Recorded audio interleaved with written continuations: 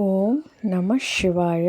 ನಮ್ಮ ಚಾನೆಲ್ ವಿಡಿಯೋಗಳ ಹೆಚ್ಚಿನ ಮಾಹಿತಿಗಾಗಿ ಸಬ್ಸ್ಕ್ರೈಬ್ ಬಟನ್ಗೆ ಕ್ಲಿಕ್ ಮಾಡಿ ನಮ್ಮ ಚಾನೆಲ್ಗೆ ಸಬ್ಸ್ಕ್ರೈಬ್ ಮಾಡಿ. ಈ ವಿಡಿಯೋ ಇಷ್ಟವಾದಲ್ಲಿ ಲೈಕ್ ಮಾಡಿ, ಶೇರ್ ಮಾಡಿ ಹಾಗೂ ಕಮೆಂಟ್ ಮಾಡಿ. ವಾಣಿ ಡೇಟು 14/4/2026. ಪ್ರಾತಃ ಮುರುಳಿ. ಓಂ ಶಾಂತಿ. ಬಾಪ್ ದಾದಾ ಮಧುಬನ ಮಧುರ ಮಕ್ಕಳೇ, ದೇವತೆಗಳಾಗಬೇಕೆಂದರೆ ಅಮೃತವನ್ನು ಕುಡಿಯಿರಿ ಮತ್ತು ಕುಡಿಸಿರಿ. ಅಮೃತವನ್ನು ಕುಡಿಯುವವರೇ ಶ್ರೇಷ್ಠಾಚಾರಿಗಳಾಗುತ್ತಾರೆ. ಪ್ರಶ್ನೆ: ಈ ಸಮಯದಲ್ಲಿ ಸತ್ಯಯುಗಿ ಪ್ರಜೆಗಳು ಯಾವ ಆಧಾರದ ಮೇಲೆ ತಯಾರಾಗುತ್ತಿದ್ದಾರೆ? ಉತ್ತರ: ಯಾರು ಈ ಜ್ಞಾನದಿಂದ ಪ್ರಭಾವಿತರಾಗುತ್ತಾರೆ, ಬಹಳ ಚೆನ್ನಾಗಿದೆ, ಬಹಳ ಚೆನ್ನಾಗಿದೆ ಎಂದು ಹೇಳುತ್ತಾರೆ. ಆದರೆ ವಿದ್ಯೆಯನ್ನು ಓದುವುದಿಲ್ಲವೋ, ಪರಿಶ್ರಮ ಪಡುವುದಿಲ್ಲವೋ ಅವರು ಪ್ರಜೆಗಳಾಗಿ ಬಿಡುತ್ತಾರೆ. ಪ್ರಭಾವಿತರಾಗುವುದು ಎಂದರೆ ಪ್ರಜೆಗಳಾಗುವುದು. ಸೂರ್ಯವಂಶಿ ರಾಜಾರಾಣಿಯಾಗಲು ಪರಿಶ್ರಮ ಪಡಬೇಕಲ್ಲವೇ? ವಿದ್ಯೆಯ ಮೇಲೆ ಪೂರ್ಣ ಗಮನವಿರಬೇಕು. ನೆನಪು ಮಾಡುತ್ತಾ ಮತ್ತು ಮಾಡಿಸುತ್ತಾ ಇದ್ದಾಗ ಶ್ರೇಷ್ಠ ಪದವಿಯು ಸಿಗುವುದು. ಗೀತೆ: ನೀನು ರಾತ್ರಿಯನ್ನು ನಿದ್ರಿಸುತ್ತಾ ಕಳೆದೆ, ಹಗಲನ್ನು ತಿನ್ನುತ್ತಾ ಕಳೆದೆ. ಓಂ ಶಾಂತಿ. ಮಕ್ಕಳು ಗೀತೆಯನ್ನು ಕೇಳಿದಿರಿ. ನಮ್ಮ ಜೀವನವು ವಜ್ರ ಸಮಾನವಾಗಿತ್ತು, ಈಗ ಕವಡೆಯಂತಾಗಿ ಬಿಟ್ಟಿದೆ. ಇದಂತೂ ಸಾಮಾನ್ಯ ಮಾತಾಗಿದೆ. ಚಿಕ್ಕ ಮಕ್ಕಳು ಸಹ ತಿಳಿದುಕೊಳ್ಳುತ್ತಾರೆ. ತಂದೆಯು ಚಿಕ್ಕ ಮಕ್ಕಳು ಸಹ ತಿಳಿದುಕೊಳ್ಳುವಷ್ಟು ಸಹಜ ರೀತಿಯಿಂದ ತಿಳಿಸುತ್ತಾರೆ. ಸತ್ಯ ನಾರಾಯಣನ ಕಥೆಯನ್ನು ತಿಳಿಸುವಾಗ ಚಿಕ್ಕ ಚಿಕ್ಕ ಮಕ್ಕಳು ಸಹ ಕುಳಿತುಕೊಳ್ಳುತ್ತಾರೆ. ಆದರೆ ಆ ಸತ್ಸಂಗಗಳಲ್ಲಿ ಏನೆಲ್ಲವನ್ನು ತಿಳಿಸುತ್ತಾರೆಯೋ ಅವೆಲ್ಲವೂ ಕಥೆಗಳಾಗಿವೆ. ಕಥೆಯು ಜ್ಞಾನವಲ್ಲ. ಇವು ಮಾಡಲ್ಪಟ್ಟ ಕಥೆಗಳಾಗಿವೆ. ಗೀತೆಯ ಕಥೆ, ರಾಮಾಯಣದ ಕಥೆ, ಭಿನ್ನ ಭಿನ್ನ ಶಾಸ್ತ್ರಗಳಿವೆ. ಅದರ ಕಥೆಗಳನ್ನು ಕುಳಿತು ತಿಳಿಸುತ್ತಾರೆ. ಅವೆಲ್ಲವೂ ಕಥೆಗಳಾಗಿವೆ. ಕಥೆಗಳಿಂದ ಏನಾದರೂ ಲಾಭವಾಗುತ್ತದೆಯೇ? ಇದು ಸತ್ಯ ನಾರಾಯಣನ ಅರ್ಥಾತ್ ನರನಿಂದ ನಾರಾಯಣನಾಗುವ ಸತ್ಯ ಕಥೆಯಾಗಿದೆ. ಇದನ್ನು ಕೇಳುವುದರಿಂದ ನೀವು ನರನಿಂದ ನಾರಾಯಣರಾಗಿ ಬಿಡುತ್ತೀರಿ. ಇದು ಅಮರ ಕಥೆಯೂ ಆಗಿದೆ. ನೀವು ನಿಮಂತ್ರಣ ನೀಡುತ್ತೀರಿ, ಬನ್ನಿರಿ, ನಿಮಗೆ ಅಮರ ಕಥೆಯನ್ನು ತಿಳಿಸುತ್ತೇವೆ. ಇದರಿಂದ ನೀವು ಅಮರಲೋಕದಲ್ಲಿ ಹೋಗುತ್ತೀರಿ. ಆದರೆ ಯಾರೂ ತಿಳಿದುಕೊಳ್ಳುವುದಿಲ್ಲ. ಶಾಸ್ತ್ರಗಳ ಕಥೆಯನ್ನೇ ಕೇಳುತ್ತಾ ಬರುತ್ತಾರೆ. ಸಿಗುವುದೇನೂ ಇಲ್ಲ. ಲಕ್ಷ್ಮೀನಾರಾಯಣರ ಮಂದಿರಕ್ಕೆ ದರ್ಶನ ಮಾಡಿಕೊಂಡು ಬರೋಣವೆಂದು ಹೋಗುತ್ತಾರೆ. ಮಹಾತ್ಮರ ದರ್ಶನ ಮಾಡಿಕೊಂಡು ಬಂದೆವೆಂದು ಹೇಳುತ್ತಾರೆ. ಇದೊಂದು ಪದ್ಧತಿಯೂ ನಡೆಯುತ್ತಾ ಬಂದಿದೆ. ಋಷಿ ಮುನಿ ಮೊದಲಾದವರು ಯಾರೆಲ್ಲರೂ ಇದ್ದು ಹೋಗಿದ್ದಾರೆಯೋ ಅವರಿಗೆ ತಲೆ ಬಾಗುತ್ತಾ ಬಂದಿದ್ದಾರೆ. ರಚಯಿತ ಮತ್ತು ರಚನೆಯ ಕಥೆಯು ತಿಳಿದಿದೆಯೋ ಎಂದು ಕೇಳಿದರೆ ಇಲ್ಲವೆಂದು ಹೇಳುತ್ತಾರೆ. ಈಗ ನೀವು ಮಕ್ಕಳು ತಿಳಿದುಕೊಂಡಿದ್ದೀರಿ. ಈ ರಚಯಿತ ಮತ್ತು ರಚನೆಯ ಕಥೆಯು ಬಹಳ ಸಹಜವಾಗಿದೆ. ತಂದೆ ಮತ್ತು ಆಸ್ತಿಯ ಕಥೆಯಾಗಿದೆ. ಭಲೆ ಯಾರು ಪ್ರದರ್ಶನಿಗೆ ಬರುವರೋ ಅವರು ಕಥೆಯನ್ನಂತೂ ಚೆನ್ನಾಗಿ ಕೇಳಿಸಿಕೊಳ್ಳುತ್ತಾರೆ, ಆದರೆ ಪವಿತ್ರರಾಗುವುದಿಲ್ಲ. ಈ ವಿಕಾರಗಳಲ್ಲಿ ಹೋಗುವ ಪದ್ಧತಿಯೂ ಸಹ ಅನಾದಿಯಾಗಿದೆ ಎಂದು ತಿಳಿದುಕೊಳ್ಳುತ್ತಾರೆ. ಮಂದಿರಗಳಲ್ಲಿ ದೇವತೆಗಳ ಮುಂದೆ ಹೋಗಿ ತಾವು ಸಂಪೂರ್ಣ ನಿರ್ವಿಕಾರಿಗಳಾಗಿದ್ದೀರಿ ಎಂದು ಹಾಡುತ್ತಾರೆ. ಮತ್ತೆ ಹೊರಗೆ ಬಂದು ವಿಕಾರದಲ್ಲಿ ಹೋಗುವರು. ಇದು ಅನಾದಿಯಾಗಿದೆ, ಇದು ಇಲ್ಲದೆ ಪ್ರಪಂಚವು ಹೇಗೆ ನಡೆಯುವುದು ಎಂದು ಕೇಳುತ್ತಾರೆ. ಲಕ್ಷ್ಮೀ ನಾರಾಯಣ ಮೊದಲಾದವರಿಗೂ ಮಕ್ಕಳಿದ್ದರಲ್ಲವೇ ಎನ್ನುತ್ತಾರೆ. ಇಂಥವರಿಗೆ ಏನು ಹೇಳುವುದು? ಮನುಷ್ಯನ ಪದವಿಯಂತೂ ಕೊಡಲು ಸಾಧ್ಯವಿಲ್ಲ. ದೇವತೆಗಳೂ ಸಹ ಮನುಷ್ಯರಾಗಿದ್ದರು. ಲಕ್ಷ್ಮೀ ನಾರಾಯಣರ ರಾಜ್ಯದಲ್ಲಿ ಎಷ್ಟು ಸುಖಿಯಾಗಿದ್ದರು. ನೀವು ಮಕ್ಕಳಿಗೆ ತಂದೆಯು ಬಹಳ ಸಹಜವಾದ ಮಾತನ್ನು ತಿಳಿಸುತ್ತಾರೆ. ಅವಶ್ಯವಾಗಿ ಇದೇ ಭಾರತದಲ್ಲಿಯೇ ಸ್ವರ್ಗವಿತ್ತು, ಲಕ್ಷ್ಮೀ ನಾರಾಯಣರ ರಾಜ್ಯವಿತ್ತು. ಇದನ್ನಂತೂ ಎಲ್ಲರೂ ಒಪ್ಪುತ್ತಾರೆ. ಸತ್ಯುಗದಲ್ಲಿ ಇವರ ರಾಜ್ಯವಿತ್ತು. ಅಲ್ಲಿ ಯಾರೂ ದುಃಖಿಯಾಗಿರಲಿಲ್ಲ, ಸಂಪೂರ್ಣ ನಿರ್ವಿಕಾರಿಗಳಾಗಿದ್ದರು. ಅವರ ಮಂದಿರಗಳು ದೊಡ್ಡ ದೊಡ್ಡದಾಗಿ ಮಾಡಲ್ಪಟ್ಟಿವೆ. ಅವರಿಗೆ 5,000 ವರ್ಷಗಳಾಯಿತು. ಅವರು ಈಗ ಇಲ್ಲ. ಈಗಂತೂ ಕಲಿಯುಗದ ಅಂತ್ಯವಾಗಿದೆ. ಮನುಷ್ಯರು ಪರಸ್ಪರ ಹೊಡೆದಾಡುತ್ತಾ ಜಗಳವಾಡುತ್ತಾ ಇರುತ್ತಾರೆ. ಭಗವಂತನಂತೂ ಮೇಲೆ ನಿರ್ವಾಣಧಾಮದಲ್ಲಿಯೇ ಇರುತ್ತಾರೆ. ಮೂಲತಃ ನಾವಾತ್ಮರು ಅಲ್ಲಿಯೇ ಇರುತ್ತೇವೆ. ಪಾತ್ರವನ್ನು ಅಭಿನಯಿಸಲು ಇಲ್ಲಿಗೆ ಬರುತ್ತೇವೆ. ಮೊದಲು ನಾವು ಲಕ್ಷ್ಮೀನಾರಾಯಣರ ರಾಜ್ಯದಲ್ಲಿದ್ದೆವು. ಅಲ್ಲಿ ಬಹಳ ಸುಖ ಆನಂದವಿತ್ತು. ನಂತರ ನಾವು 84 ಜನ್ಮಗಳನ್ನು ತೆಗೆದುಕೊಳ್ಳಬೇಕಾಯಿತು. 84 ಜನ್ಮಗಳ ಚಕ್ರವೆಂದು ಗಾಯನವೂ ಇದೆ. ನಾವು ಸೂರ್ಯವಂಶದಲ್ಲಿ 1250 ವರ್ಷಗಳ ಕಾಲ ರಾಜ್ಯಭಾರ ಮಾಡಿದೆವು. ಅಲ್ಲಿ ಅಪಾರ ಸುಖವಿತ್ತು. ಸಂಪೂರ್ಣ ನಿರ್ವಿಕಾರಿಗಳಾಗಿದ್ದೆವು. ವಜ್ರ ವೈಢೂರ್ಯಗಳ ಮಹಲುಗಳಿತ್ತು. ನಾವೇ ರಾಜ್ಯಭಾರ ಮಾಡಿದೆವು. ನಂತರ 84 ಜನ್ಮಗಳಲ್ಲಿ ಬರಬೇಕಾಯಿತು. ಈ ವಿಶ್ವದ ಚರಿತ್ರೆ ಭೂಗೋಳದ ಚಕ್ರವು ಸುತ್ತುತ್ತಾ ಇರುತ್ತದೆ. ಅರ್ಧಕಲ್ಪ ಸುಖವಿತ್ತು. ರಾಮರಾಜ್ಯದಲ್ಲಿದ್ದೆವು. ನಂತರ ಮನುಷ್ಯರು ವೃದ್ಧಿಯಾಗುತ್ತಾ ಹೋಯಿತು. ಸತ್ಯುಗದಲ್ಲಿ ಕೇವಲ 9 ಲಕ್ಷ ಜನ ಇದ್ದರು.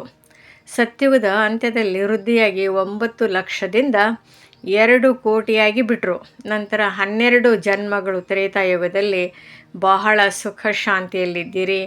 ಒಂದೇ ಧರ್ಮವಿತ್ತು. ನಂತರ ಏನಾಯಿತು? ರಾವಣ ರಾಜ್ಯವೂ ಆರಂಭವಾಯಿತು.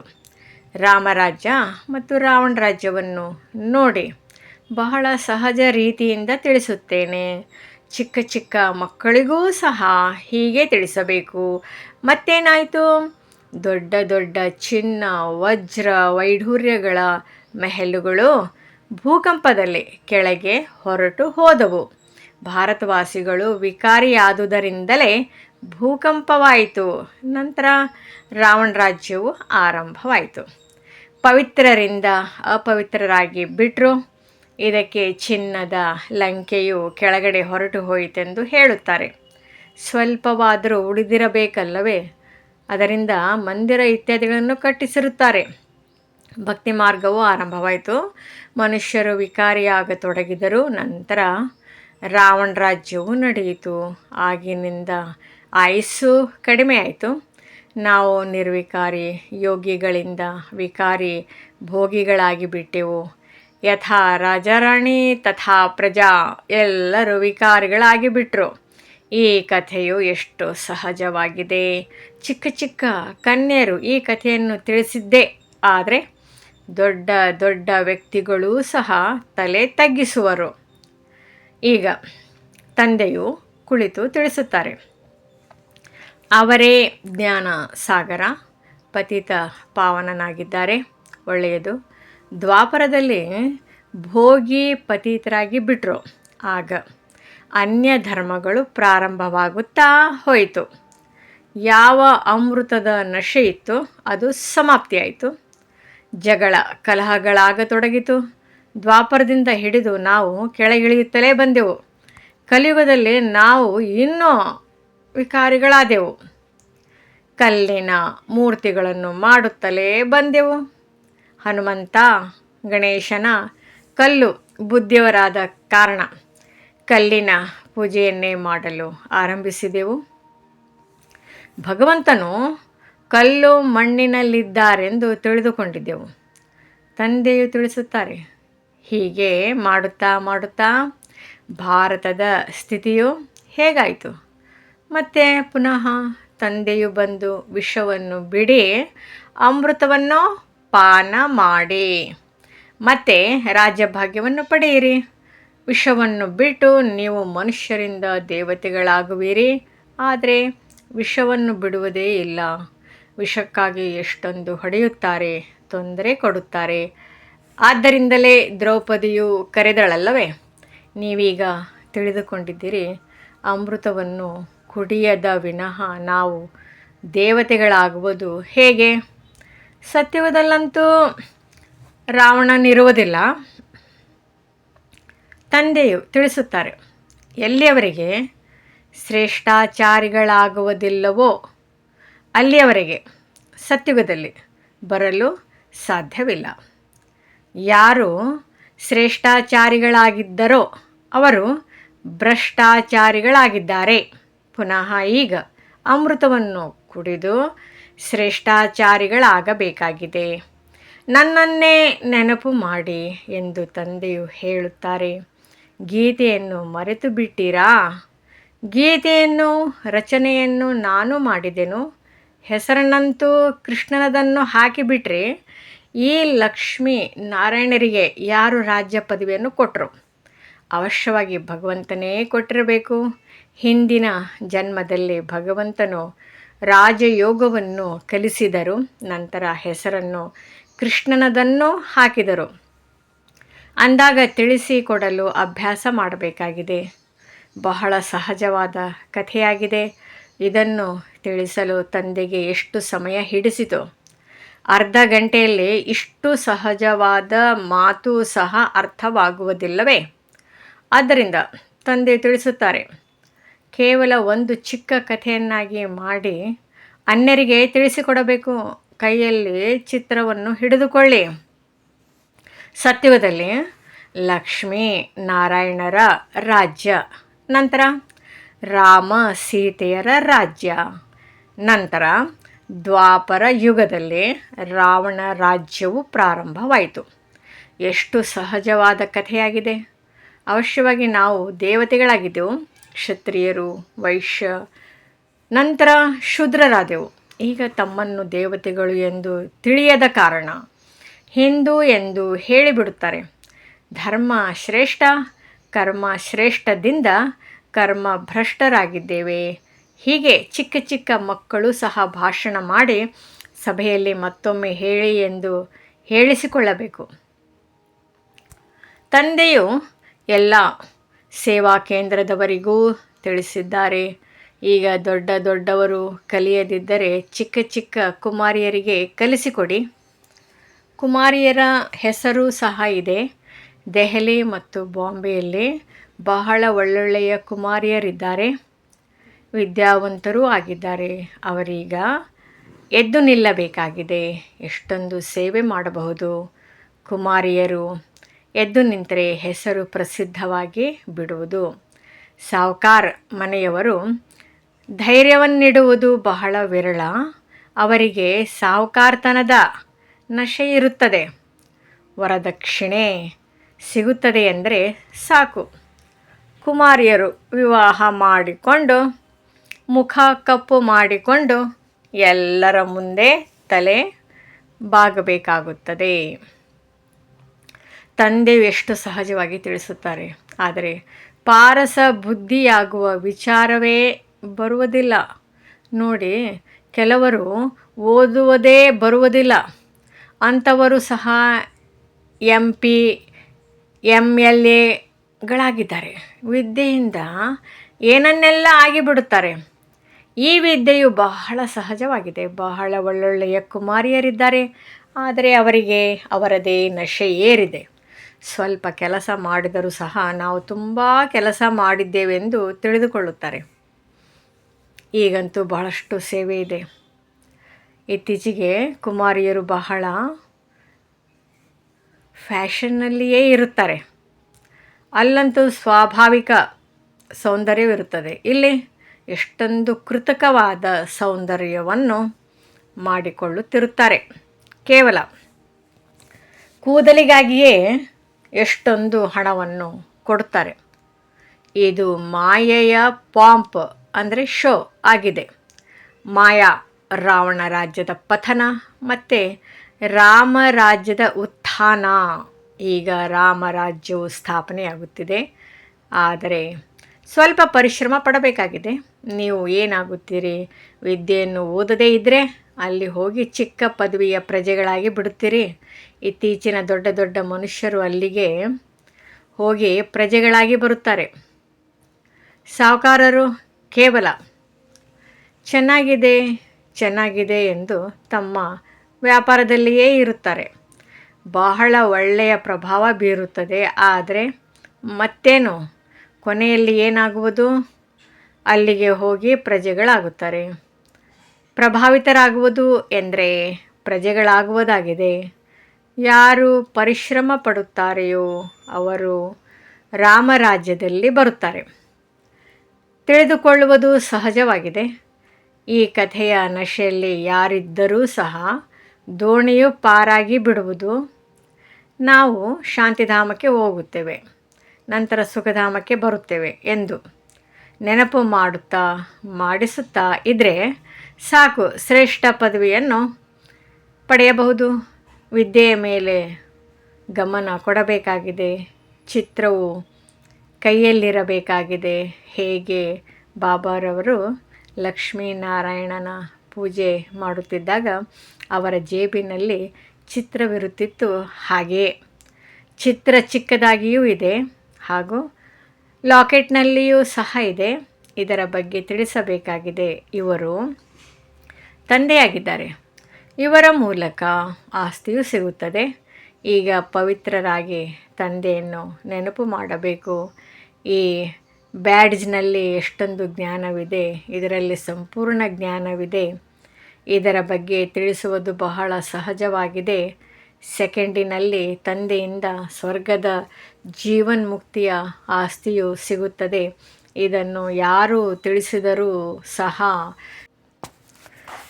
ಜೀವನ ಮುಕ್ತಿ ಪದವಿಯ ಅಧಿಕಾರಿಗಳಾಗಿ ಬಿಡುತ್ತಾರೆ. ಬಾಕಿ ವಿದ್ಯೆಯ ಅನುಸಾರ ಶ್ರೇಷ್ಠ ಪದವಿಯನ್ನು ಪಡೆಯುತ್ತೀರಿ. ಸ್ವರ್ಗದಲ್ಲಂತೂ ಬರುತ್ತೀರಲ್ಲವೇ? ಕೊನೆಯಲ್ಲಂತೂ ಬರಬೇಕಲ್ಲವೇ? ವೃದ್ಧಿ ಆಗಲೇಬೇಕಾಗಿದೆ. ದೇವಿ ದೇವತಾ ಧರ್ಮವು ಶ್ರೇಷ್ಠವಾಗಿದೆ. ಅವರಂತೂ ಆಗುತ್ತಾರಲ್ಲವೇ? ಲಕ್ಷಾಂತರ ಲೆಕ್ಕದಲ್ಲಿ ಪ್ರಜೆಗಳಾಗುತ್ತಾರೆ. ಸೂರ್ಯವಂಶಿ ಆಗುವುದರಲ್ಲಿಯೇ ಪರಿಶ್ರಮವಿದೆ. ಸರ್ವೀಸ್ ಮಾಡುವವರೇ ಒಳ್ಳೆಯ ಪದವಿಯನ್ನು ಪಡೆಯುತ್ತಾರೆ.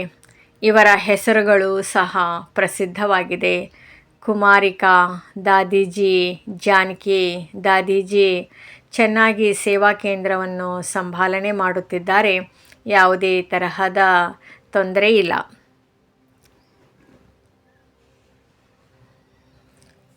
ತಂದೆಯು ತಿಳಿಸುತ್ತಾರೆ, ಕೆಟ್ಟದ್ದನ್ನು ನೋಡಬೇಡಿ, ಕೆಟ್ಟದ್ದನ್ನು ಮಾತನಾಡಬೇಡಿ ಎಂದು ಹೇಳುತ್ತಾರೆ.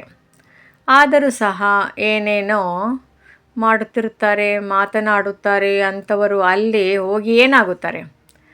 ಇಷ್ಟು ಸಹಜವಾದ ಸರ್ವೀಸನ್ನು ಸಹ ಮಾಡುವುದಿಲ್ಲ. ಚಿಕ್ಕ ಚಿಕ್ಕ ಮಕ್ಕಳು ಸಹ ಇದನ್ನು ಅರ್ಥ ಮಾಡಿಸಬಹುದು, ಅನ್ಯರಿಗೂ ತಿಳಿಸಲೂಬಹುದು. ಮಂಗಗಳ ಸೈನ್ಯವು ಪ್ರಸಿದ್ಧವಾಗಿದೆ ಅಲ್ಲವೇ? ರಾವಣನ ಜೈಲಿನಲ್ಲಿ ಸಿಕ್ಕಿ ಹಾಕಿಕೊಂಡಿರುವ ಸೀತೆಯರನ್ನು ಬಿಡಿಸಬೇಕಾಗಿದೆ. ಏನನ್ನೆಲ್ಲ ಕಥೆಗಳನ್ನು ಮಾಡಿಬಿಟ್ಟಿದ್ದಾರೆ. ಈ ರೀತಿ ಯಾರಾದರೂ ಭಾಷಣ ಮಾಡಬೇಕಾಗಿದೆ. ಉಳಿದಂತೆ ಇಂಥವರು ಬಹಳ ಪ್ರಭಾವಿತರಾದರು ಎಂದು ಹೇಳುತ್ತಾರಷ್ಟೇ. ನೀವು ಏನಾಗಲು ಬಯಸುತ್ತೀರೆಂದು ಕೇಳಿರಿ. ಕೇವಲ ಜ್ಞಾನವು ಚೆನ್ನಾಗಿದೆ ಎಂದು ಹೇಳುತ್ತಾರೆ. ತಾವು ಏನನ್ನು ತಿಳಿದುಕೊಳ್ಳುವುದಿಲ್ಲವೆಂದರೆ ಇದರಿಂದ ಲಾಭವೇನು? ಒಳ್ಳೆಯದು. ಮಧುರಾತಿ ಮಧುರ. ಅಗಲಿ ಹೋಗಿ ಮರಳಿ ಸಿಕ್ಕಿರುವ ಮಕ್ಕಳ ಪ್ರತಿ ಮಾತಾಪಿತಾ ಬಾಬ್ದಾದರವರ ನೆನಪು, ಪ್ರೀತಿ ಹಾಗೂ ಸುಪ್ರಭಾತ. ಆತ್ಮಿಕ ಮಕ್ಕಳಿಗೆ ಆತ್ಮಿಕ ತಂದೆಯ ನಮಸ್ತೆ. ಧಾರಣೆಗಾಗಿ ಮುಖ್ಯ ಸಾರ: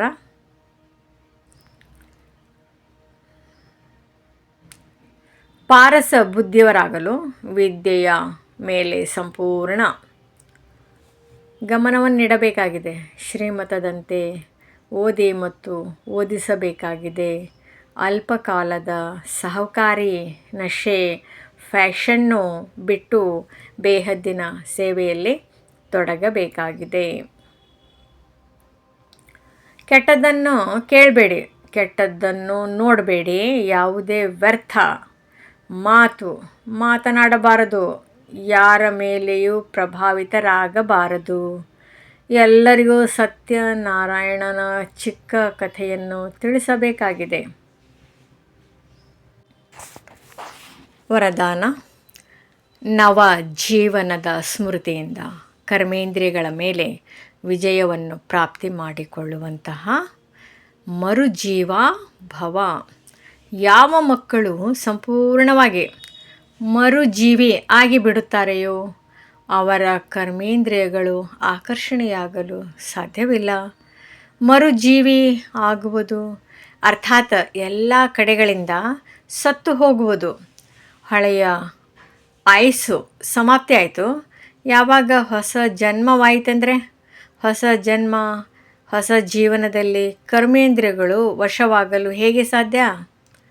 ಬ್ರಹ್ಮಕುಮಾರ ಕುಮಾರಿಯರು ಹೊಸ ಜೀವನದಲ್ಲಿ ಕರ್ಮೇಂದ್ರಿಯಗಳ ವಶರಾಗುವುದು ಎಂತಹ ವಸ್ತುವಾಗಿದೆ. ಈ ತಿಳುವಳಿಕೆಯಿಂದಲೂ ದೂರ. ಶೂದ್ರತ್ವದ ಅಂಶವೂ ಸಹ ಶ್ವಾಸ ಅರ್ಥಾತ್ ಸಂಸ್ಕಾರ ಎಲ್ಲಿಯೂ ಸಿಲುಕಿರಬಾರದು. ಅಮೃತ ವೇಳೆಯಲ್ಲಿ ಹೃದಯದಲ್ಲಿ ಪರಮಾತ್ಮನ ಸ್ನೇಹವನ್ನು ಸಮಾವೇಶ ಮಾಡಿಕೊಳ್ಳುತ್ತೀರೆಂದರೆ ಮತ್ಯಾವುದೇ ಸ್ನೇಹವು ಆಕರ್ಷಿಸಲು ಸಾಧ್ಯವಿಲ್ಲ. ಅವ್ಯಕ್ತ ಸೂಚನೆ: ಮಹಾನರಾಗಲು ಮಧುರತೆ ಮತ್ತು ನಮ್ರತೆಯ ಗುಣ ಧಾರಣೆ ಮಾಡಿ.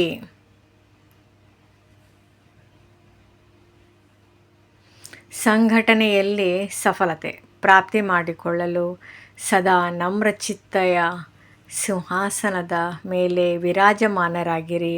ಇದೇ ಸಿಂಹಾಸನದ ಮೇಲೆ ಕುಳಿತು ಜವಾಬ್ದಾರಿಯ ಕಿರೀಟ ಧಾರಣೆ ಮಾಡಿಕೊಂಡು ಭವಿಷ್ಯ ಪದವಿಯನ್ನು ಮಾಡಿಕೊಳ್ಳಿರಿ. ಸಿಂಹಾಸನದಿಂದ ಇಳಿಯಬೇಡಿರಿ, ಇದರ ಮೇಲೆ ಕುಳಿತು ಕಾರ್ಯ ಮಾಡಿ, ಆಗ ಸಫಲತೆ ಸಿಗುತ್ತಿರುವುದು. ಅದಕ್ಕಾಗಿ ಮೊದಲು ನೀವು ಎನ್ನುವ ಪಾಠವನ್ನು ಪಕ್ಕಾ ಮಾಡಿಕೊಳ್ಳಿರಿ. ಇದರಿಂದ ನಿಮ್ಮ ಸಂಸ್ಕಾರ ಎಲ್ಲರ ಜೊತೆ ಸಹಜವಾಗಿ ಮಿಲನವಾಗುವುದು. ಓಂ ಶಾಂತಿ. ಈ ಮುರಳಿ ತಮಗೆ ಇಷ್ಟವಾದಲ್ಲಿ ಹೆಚ್ಚಿನ ವಿಡಿಯೋಗಳ ಮಾಹಿತಿಗಾಗಿ ನಮ್ಮ ಚಾನಲ್ಗೆ ಸಬ್ಸ್ಕ್ರೈಬ್ ಮಾಡಿ. ತಮಗೆ ವಿಡಿಯೋ ನೋಟಿಫಿಕೇಷನ್ ಸಿಗ್ತಾ ಇರುವುದು